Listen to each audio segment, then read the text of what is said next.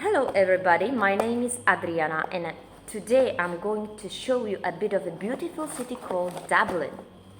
I visited this gorgeous place 10 years ago and I really would like to do it again, but unfortunately, or fortunately, I am mom of two kids, so at this stage it's kind of impossible for me. But I've decided to do it at least virtually, so hope you will enjoy it. Let's go! Let's go! Welcome to the Trinity College. Trinity is Ireland's top-ranked university, having been founded in 1592.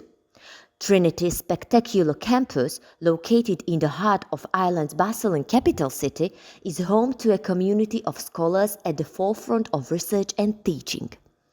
Trinity College Dublin offers a unique chance to combine a strong academic program with an unparalleled range of cultural, social, and professional activities by combining historic traditions. Trinity University, which is ranked first in Ireland and 104th worldwide, offers a systematic academic education to all of its students. Trinity students benefit from a world-class education at a leading university for both teaching and research, with over 600 degree options, a deposit library with over 6 million volumes, and researchers who receive 70 million euro in external funding each year. In nanotechnology, information technology, immunology, mathematics, engineering, psychology, politics, English, and many other fields, Trinity is considered as a top worldwide research center and a world leader. Over 400 undergraduate courses, as well as postgraduate teaching and research choices in the arts, humanities, engineering, science, human, social, and health sciences, are offered by 3 faculties. If you are a fan of museums, I highly recommend the Dublin Writers' Museum. The Writers' Museum was founded in 1991 to fill a cultural gap in Dublin. The rich literary heritage of the city was divided into different collections and shown in various locations throughout the city. The Writers' Museum was the first attempt proposed by journalist Maurice Gorham to provide a one-stop overview of the most important and revolutionary achievements in Irish writing. The Dublin Writers' Museum is located in a Georgian townhouse in close proximity to the Haglane Gallery. The museum is small, but it seeks to provide a quick lesson in Irish literature that will attract visitors who have never heard of Irish authors before. You can hear there about important authors and events that influenced Irish literature and led to the development of still popular works such as Dracula and Ulysses. Visitors can take a personalized digital audio tour to learn more about exhibits. The audio tour is accessible in English, French, Italian, Spanish, German, and Dutch. This is my princess, and this is my prince. Well, almost a prince. And this is my kingdom. However, I believe that's nothing you want to hear of. That's why I've decided to tell you something about the Dublin Castle, because I strongly believe that's something you might be interested in. The Dublin Castle was the seat of English and then British rule in Ireland from 1204 to 1922. It was primarily used as a residence for the British monarch's Irish representative, the Viceroy of Ireland, as well as ceremonial and administrative centre during that time. Under the authority of King John of England, the castle was built as a medieval castle. It was built around a big central enclosure with 4 corner towers connected by high curtain walls. The ancient castle, which stood roughly on the site of the modern Upper Castle Yard, was built on elevated ground originally occupied by an older Viking settlement. It remained mostly intact until April 1684, when a huge fire destroyed much of the structure. Despite the fire devastation, remains of the medieval and Viking constructions survived and may still be visited today. A bit smaller in size, but still beautiful and majestic, is the building called St. Patrick's Cathedral, which is actually the national cathedral of the Church of Ireland. The building is a busy place that functions as a place of prayer, a tourist attraction, and a location for a variety of events. A devoted team of staff, volunteers, and cathedral community members are in charge of ensuring that this building's continuous life and ministry are maintained for future generations to enjoy. In terms of shape and size, the current cathedral dates from 1220 till 1259. It was built on the foundations of an ancient well, which was supposed to have been used by Saint Patrick himself. An earlier, possibly wooden church was replaced by this cathedral building. Local limestone and imported stones from Bristol were used to create the fabric.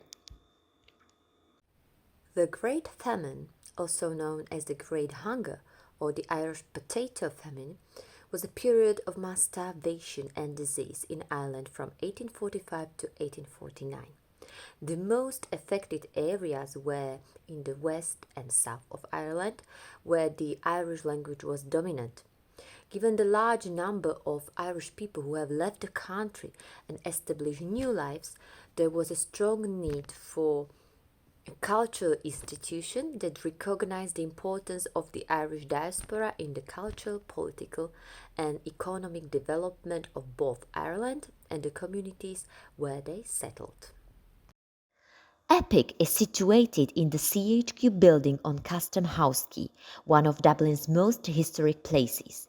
CHQ, originally known as Stack A or the tobacco store, was constructed between 1817 and 1820 to store valuable tobacco, tea, and alcoholic cargoes. It's a very fitting site for Ireland's Emigration Museum because it overlooks the River Liffey, which was the departure point for so many people who left the country during the famine. Around 70 million people claim Irish ancestry or heritage all around the world, which is quite impressive for a little island with a population of less than 6 million people.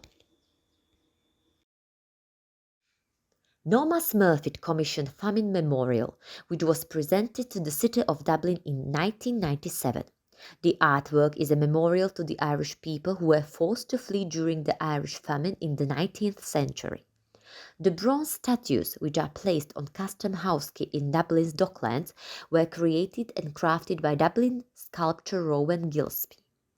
This location is pretty appropriate and historic because the Perseverance, which departed from Custom House Quay on St. Patrick's Day 1846, was one of the first voyages of the famine period.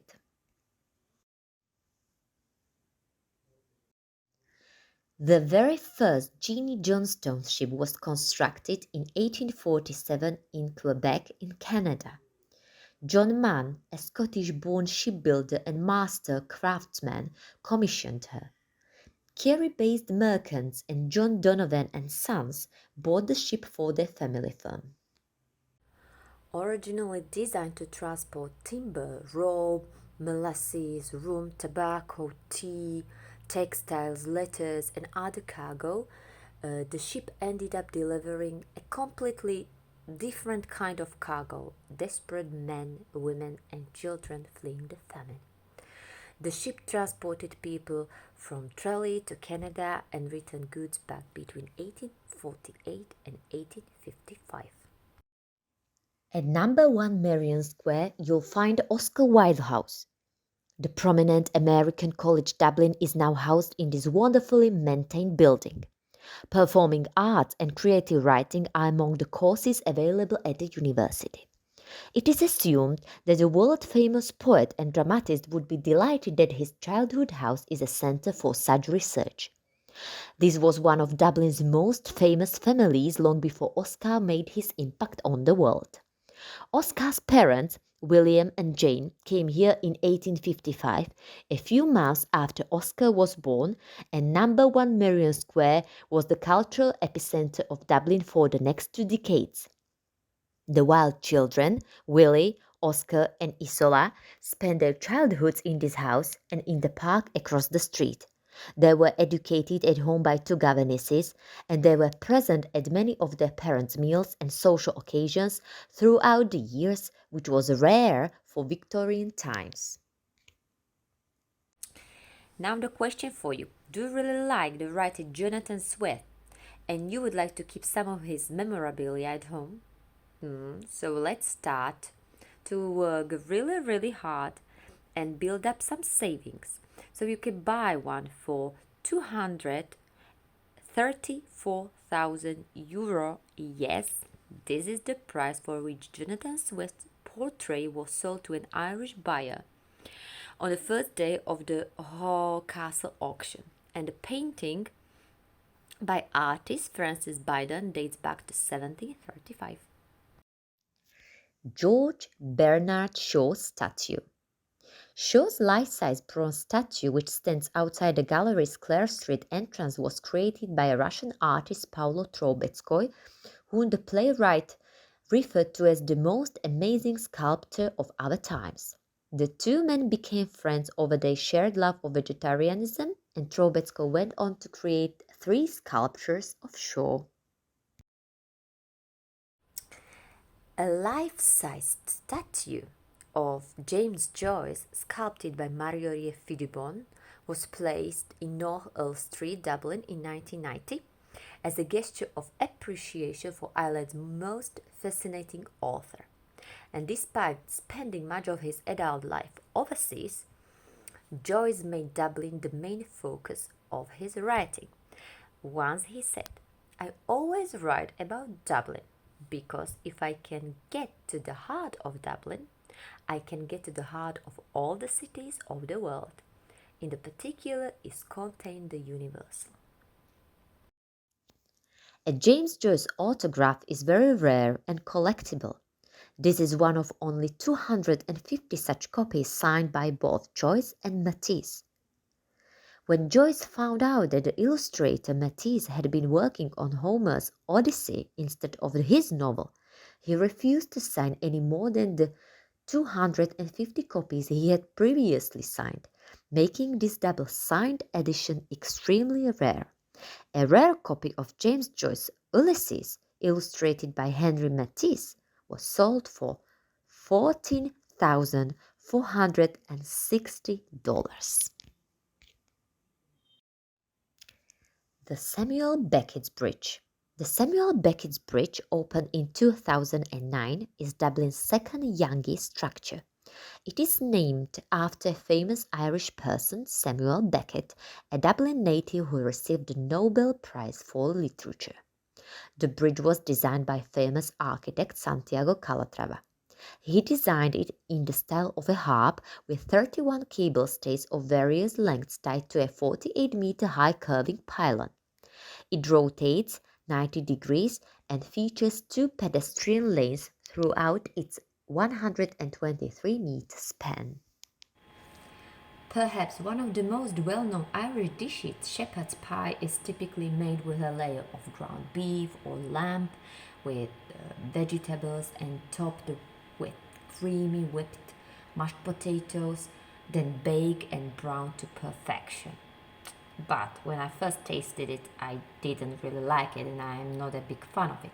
What I am fan of is a full Irish breakfast, which is traditional cooked breakfast in Ireland that contains some of these or all of these: black pudding, white pudding, pork sausages, baked beans, mushrooms, grilled tomatoes, fried eggs, and leftover potatoes. It's similar to a full English breakfast and is usually served with tea or orange juice, toast, butter, and marmalade, and it's delicious. Now I'm going to tell you something very Irish, and I suppose only the Irish do so. So many people forget to switch on the immersion or the boiler, which give hot water to the hole. If you forget to turn on the immersion, you might find yourself washing dishes with cold water or taking a sharp cold shower. The majority of Irish showers, if not all, are electric, and you must pull the cord to turn them on before you can take a hot shower. Interesting, isn't it? For both men and women, traditional Irish dress often covers the full body. Men wear flat caps with a tiny brim in the front and kilts, which are referred to as males' dresses. Women wear long dresses, most typically shown in white and green. Whether it's a vest or a scarf, Irish clothing consists of multiple layers. However, the Irish saw clothes as a symbolic way to express themselves. Simply, a scarf isn't always a scarf. If you really want to feel Viking spirit, I highly recommend to visit Clontarf Viking Festival, held in April in St. Anne's Park, and it is unforgettable celebration of Viking history. And the festival includes a Viking village with interactive exhibitions and demonstrations of Viking life and skills such as the weaponry, Viking chess, archery, storytelling, leatherworking, pole leading, coin striking, Viking ships, and much more. So, if you really like Vikings and you would like to know or get to know something new about them, or at least enjoy the atmosphere, just go there. Hurling is typical Irish game. It's over 3,000 years old and it is said to be the world's fastest field game. It is a stick and ball game played by teams of 15 on a grass pitch with 8 shaped goals at each end. The stick which is used is called a hurley. The primary objective is to score by driving the ball through the goals or putting the ball over the bar and thereby scoring a point. By putting the ball into the net and scoring a goal, the team is awarded 3 points. The female version of the game is known as camogie and it's very similar to hurling with just a few minor rule changes. The name camogie was invented in 1903 and the first camogie matches took place in 1904. So this is the end of my video. I hope you liked it, and now I would like to show you some more pictures from my stay in Ireland. Thank you for your attention. Bye! From me home a sergeant left the girls a tune, nearly broken hearted saluted father dear. Kiss me darling mother, drank a pint of beer, my grief and tears to smother, then off to reap the corn and leave where I was born. I cut a stout blackthorn to banish ghosts and goblin in a new pair of brogues, rattling o'er the bogs and frightening all the dogs on the rocky road to Dublin. 1, 2, 3, 4, 5. Hunt the hare and turn her down the rocky road and all the way to Dublin. Whack full all they ride.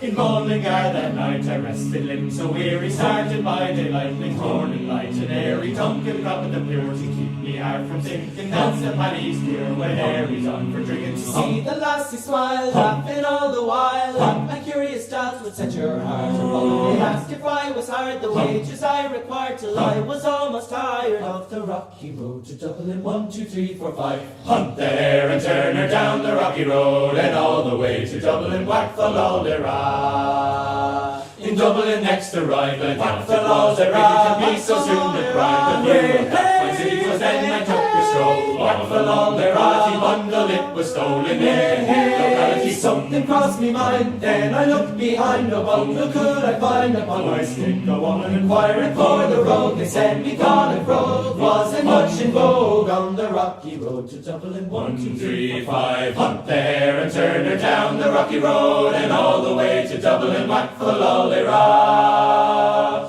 From there I got away, me spirits never fail, and landed on the quay just as the ship, the sailors